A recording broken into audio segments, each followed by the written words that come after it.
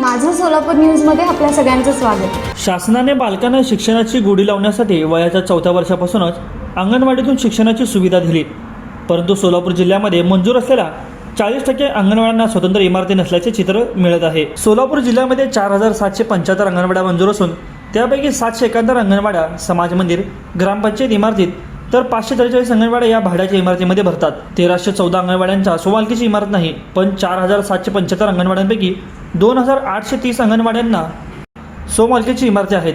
स्वतःच्या मालकीची इमारत नसल्याने मुलांना शाळेतील इमारत भाड्याच्या जागेत व समाज मंदिरांमध्ये शिकवावे लागत आहे। त्या ठिकाणी शिक्षणासाठी आवश्यक सुविधा नसल्याने शासनाने ठरवून दिलेले ते साध्य होत नाही। जिल्ह्यामध्ये 750 मिनी अंगणवाड्या होत्या। मिनी अंगणवाड्यांना इमारत दिली जात नव्हती, पण आता त्या 750 अंगणवाड्या मोठ्या झाल्या आहेत। त्यापैकी पहिल्या टप्प्यात 80 अंगणवाडी बांधकामास 11 कोटींचा निधी उपलब्ध झाला आहे।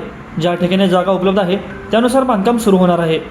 या अंगणवाड्यांमध्ये शिकणारी सामान्य नागरिकांची मुले असून त्यांच्या आरोग्याकडे विशेषत्वाने लक्ष देण्याची वेळ आणि आर्थिक परिस्थिती आईवडिलांकडे नसते, त्यामुळे अंगणवाडीमध्ये या मुलांना आरोग्याकडे लक्ष दिले जाते।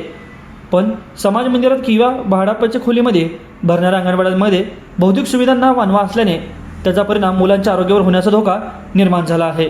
माझं सोलापूर न्यूज या यूट्यूब चॅनलला सबस्क्राईब करा आणि बेल आयकॉन प्रेस करायला विसरू नका।